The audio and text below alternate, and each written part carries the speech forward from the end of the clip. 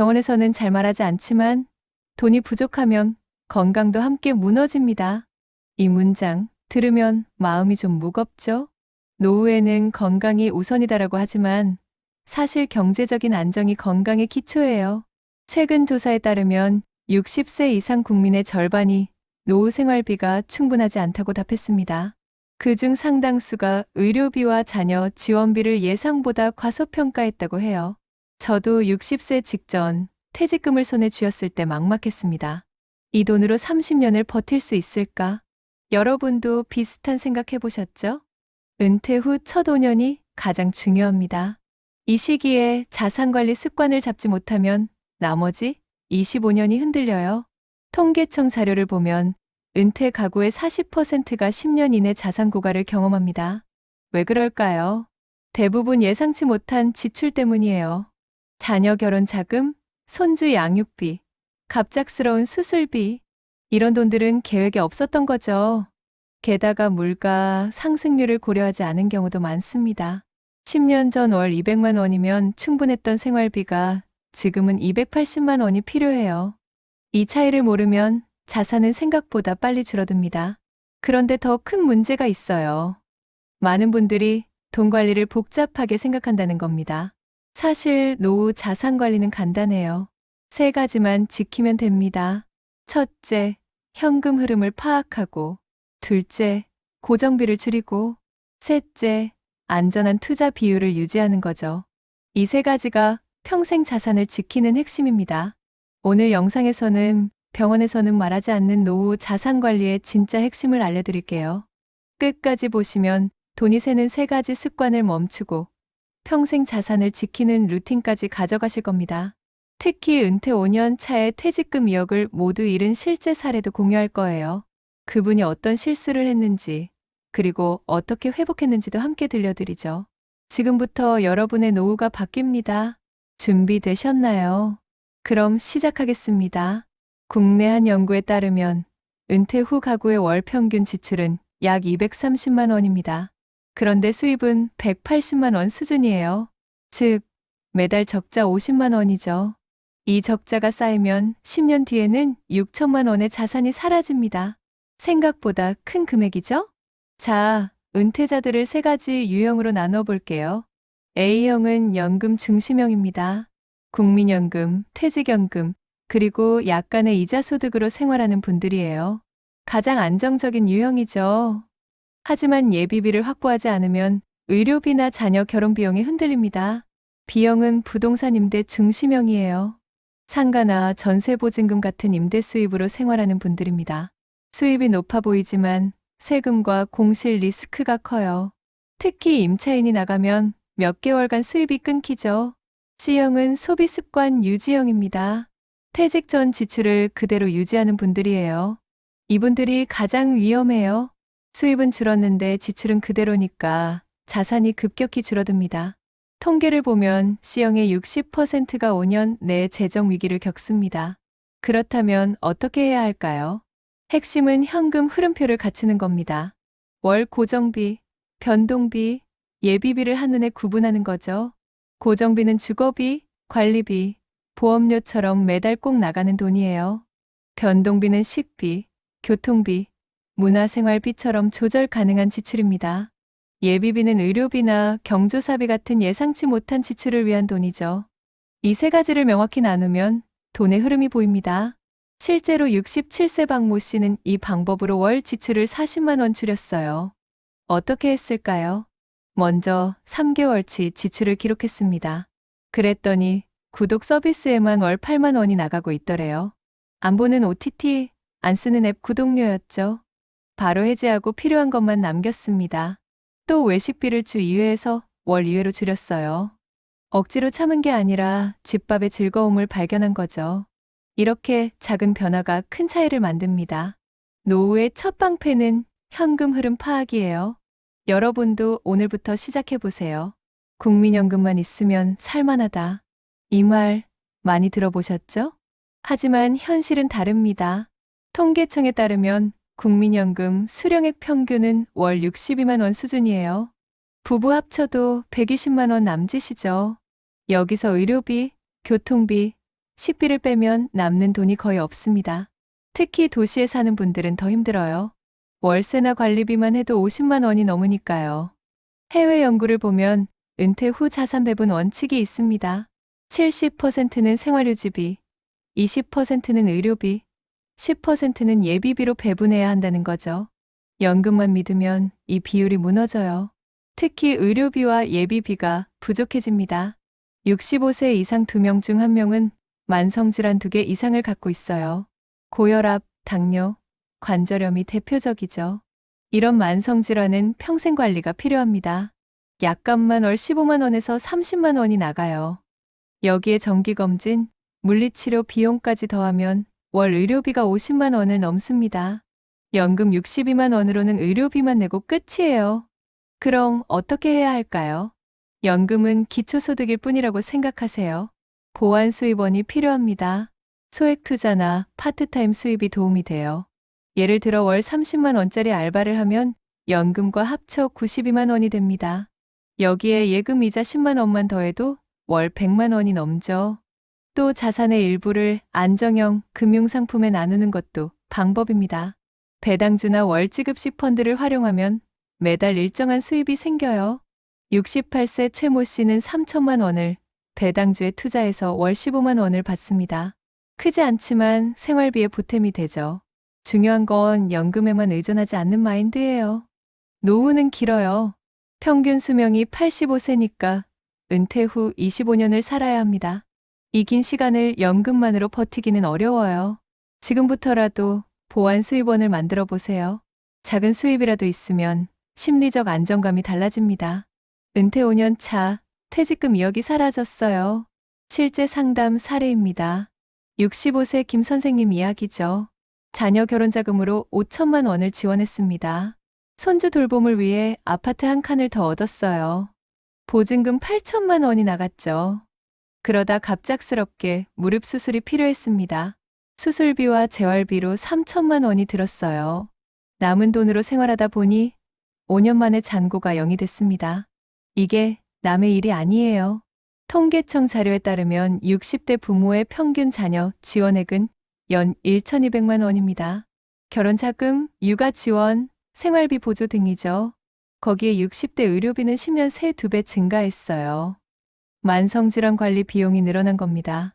내가 아플 때를 대비해야지라는 생각보다 자녀 먼저라는 마음이 앞선 결과죠. 저도 아버지께서 비슷했습니다. 은퇴 후 남은 돈을 가족 도와주는 데 다 쓰셨어요. 자녀 사업자금, 손주 학원비, 명절 용돈까지. 그 뒤에는 후회뿐이었습니다. 70대 후반이 되니 건강이 나빠지셨거든요. 그때는 도와줄 돈이 없었죠. 왜 이런 일이 반복될까요? 한국 문화에서는 부모가 자녀를 돕는 게 당연하다고 생각해요. 하지만 노후 자산은 한정적입니다. 무한정 나눠줄 수 없어요. 한 연구에서는 은퇴자의 70%가 자녀 지원으로 재정 압박을 느낀다고 답했습니다. 그런데도 거절하지 못하죠. 자녀가 힘들어하는 모습을 보면 마음이 약해지니까요. 이건 감정의 문제예요. 합리적으로 생각하면 안 줘야 하는데 감정적으로는 주고 싶은 거죠. 그래서 노후 자산 관리는 감정의 싸움이기도 합니다. 내 돈을 나를 위해 쓰는 용기, 그게 진짜 자립의 시작이에요. 자녀에게 물고기를 주는 게 아니라 물고기 잡는 법을 가르쳐야 합니다. 일시적 지원보다 장기적 독립을 도와주는 게 진짜 사랑이죠. 김 선생님은 이 깨달음 이후 달라지셨어요. 자녀에게 솔직하게 말했습니다. 더 이상 도와줄 수 없다고요. 대신 재정관리 방법을 함께 배우자고 제안했죠. 지금은 자녀도 독립적으로 살고 김 선생님도 안정을 되찾으셨습니다. 여러분도 용기를 내세요. 70세 이모 씨는 매달 자산 점검 데이를 갖습니다. 매월 첫째 주 월요일이죠. 이날은 통장 3개를 점검해요. 생활비 통장, 비상금 통장, 여유 자산 투자 통장입니다. 각 통장의 잔액을 확인하고 지출 내역을 체크하죠. 그 결과 불필요한 구독료와 이자 손실을 줄였습니다. 매달 20만 원 이상 절약했어요. 1년이면 240만 원이죠. 작은 습관이 이런 차이를 만듭니다. 한 연구에 따르면 지출 추적 습관을 가진 은퇴자의 80%가 재정 안정감을 느낀다고 해요. 왜 그럴까요? 돈의 흐름이 보이니까 불안이 줄어드는 겁니다. 모르면 두려워요. 내가 얼마를 쓰는지, 얼마가 남았는지 모르면 항상 걱정되죠. 하지만 명확히 파악하면 마음이 편해집니다. 이 씨는 처음에는 귀찮았대요. 매달 통장을 점검하는 게 번거로웠죠. 하지만 3개월 지나니 습관이 됐습니다. 이제는 이날이 기다려진대요. 내 자산이 어떻게 변하는지 확인하는 재미가 생긴 거죠.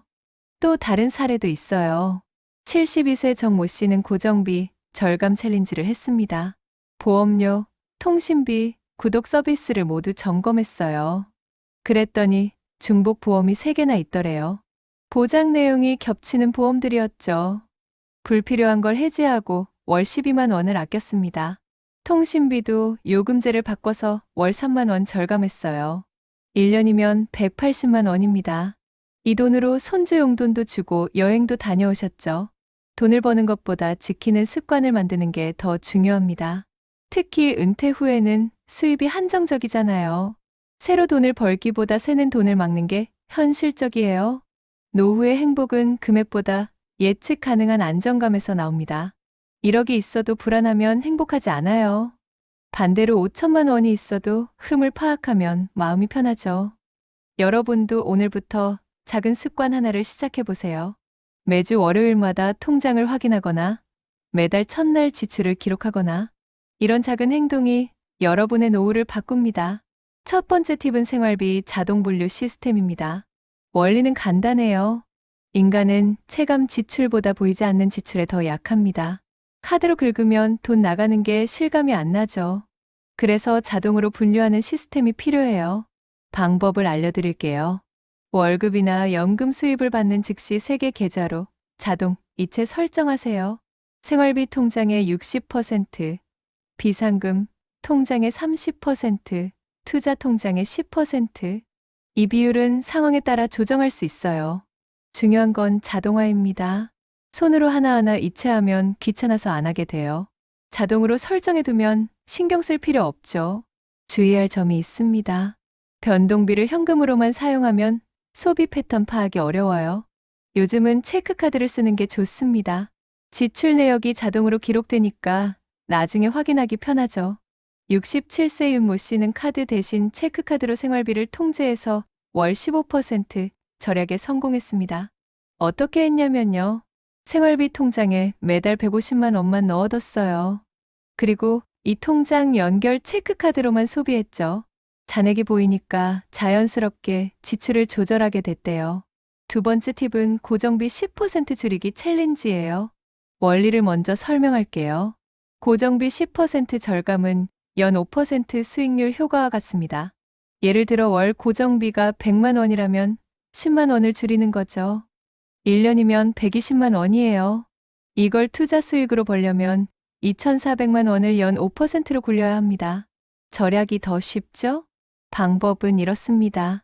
보험료, 통신비, 구독 서비스를 점검하세요. 보험은 5년 이상 된 상품이 있다면 리모델링을 고려해 보세요. 보장 내용은 유지하면서 보험료를 낮출 수 있어요. 통신비는 요금제를 바꾸는 것만으로도 월 2만 원에서 3만 원 절감됩니다. 구독 서비스는 3개월 이상 안 쓴 건 과감히 해지하세요. 주의할 점이 있어요. 과도한 예약은 보장 손실을 불러옵니다. 특히 종신보험이나 건강보험은 신중하게 판단해야 해요. 한 달 통신비 5만 원 절감으로 연간 60만 원 저축이 가능합니다. 여기에 보험료 절감 월 7만 원까지 더하면 연간 144만 원이에요. 이 돈이면 부부 여행 한번 다녀올 수 있죠. 지금 당장 여러분의 고정비를 점검해 보세요. 세 번째 팁은 분산 투자의 힘입니다. 한 기관 연구에 따르면 분산 투자가 수익률보다 리스크를 줄인다고 해요. 노후에는 수익보다 안정이 중요하죠. 한 곳에 몰빵하면 위험해요. 그 상품이 망하면 자산이 한순간에 사라지니까요. 방법을 알려드릴게요. 자산의 70%는 안정형으로 30%는 수익형으로 배분하세요. 안정형은 채권이나 정기예금 같은 거예요. 수익은 낮지만 안전하죠. 수익형은 ETF나 우량 배당주입니다. 변동성이 있지만 장기적으로 수익을 기대할 수 있어요. 주의할 점이 있습니다. 단기 수익률을 쫓지 마세요. 노후 자산은 10년, 20년 보고 가는 겁니다. 1년에 10% 올랐다고 좋아하다가 다음 해 20% 떨어지면 손실이에요. 꾸준함이 중요합니다. 60대 김 씨 사례를 들어볼게요. ETF 월배당으로 생활비 보조를 확보했습니다. 5천만 원을 월배당 ETF에 투자해서 매달 15만 원을 받아요. 크지 않지만 국민연금에 보태면 생활비가 여유로워지죠? 네 번째 팁은 3개월 리밸런싱 루틴이에요. 원리부터 설명할게요. 자산 비율이 변동되면 전체 안정성도 깨집니다. 예를 들어 안정형 70%, 수익형 30%로 시작했는데요. 수익형이 많이 올라서 비율이 50대 50이 됐다고 해봐요. 그럼 위험도가 높아진 거예요. 이때 일부를 팔아서 다시 70대 30으로 맞춰야 합니다. 방법은 간단해요. 분기마다 포트폴리오 비율을 점검하세요. 3개월, 6개월, 9개월, 12개월마다요. 비율이 5% 이상 벗어나면 조정하는 겁니다. 주의할 점은 변동성 큰 자산은 20% 이상 넘기지 말라는 거예요. 암호화폐나 개별 주식 같은 건 소액만 투자해야 합니다. 정기 점검으로 손실 15% 방지한 사례가 있어요. 69세 한모 씨는 3개월마다 자산을 점검했습니다. 어느 분기에 수익형 자산이 40%까지 올라간 거예요. 바로 일부를 매도해서 안정형으로 옮겼죠. 그 다음 달 주식이 폭락했는데 미리 정리해둬서 손실을 막았대요. 리밸런싱이 없었다면 자산의 15%를 잃었을 겁니다. 여러분도 캘린더에 리밸런싱 날짜를 표시해두세요. 다섯 번째 팁은 1년 1회 자산 건강 검진입니다. 원리를 말씀드릴게요. 몸이 병들기 전 건강 검진하듯 자산도 관리가 필요해요. 우리는 매년 국가 건강 검진을 받잖아요. 자산도 똑같습니다. 정기적으로 점검해야 문제를 조기에 발견하죠. 방법을 알려드릴게요. 연 1회 금융기관 무료 상담 또는 재무설계 점검을 받으세요. 은행이나 증권사에서 무료로 해줍니다. 자산 현황을 보여주면 전문가가 분석해줘요. 주의할 점이 있어요. 투자 권유형 상담은 피하세요. 그들은 상품을 팔려는 목적이 있거든요. 순수하게 점검만 해주는 서비스를 이용하는 게 좋습니다. 68세 여성분이 연간 보험료 관합을 확인해서 150만 원 환급받은 사례가 있어요. 어떻게 됐냐면요. 매년 내는 보험료를 점검했더니 중복 보장이 발견됐대요. 보험사에 문의해서 환급받았죠. 몰랐으면 계속 낼 뻔했습니다. 이제 체크리스트를 드릴게요. 5가지만 확인하세요. 하나, 내 연금 수입은 생활비보다 많다. 둘, 비상자금 6개월치 확보했다. 셋, 투자 비중 30% 이하 유지 중이다. 넷, 3개월마다 리밸런싱 한다. 다섯, 1년에 한 번 자산 건강 검진을 받는다. 이 5가지가 모두 체크되면 안전합니다. 하나라도 안 됐다면 오늘부터 시작하세요. 최종 요약 들어갑니다. 생활비 루틴 만들기, 고정비 10% 절감하기, 안정형, 수익형 7대 3 비율 유지하기, 분기별 자산 점검하기, 연 1회 자산 검진 받기. 이 5가지만 실천하면 노후는 안정됩니다. 여러분, 돈은 건강처럼 미리 관리해야 해요. 오늘 당장 통장 하나부터 점검해 보세요. 여러분의 노후는 아직 충분히 바꿀 수 있습니다. 지금 이 순간이 시작점이에요. 영상이 도움이 되셨다면 좋아요와 구독 부탁드립니다. 그리고 댓글로 본인만의 루틴을 공유해 주세요. 함께 돈 걱정 없는 노후를 만들어 갑시다.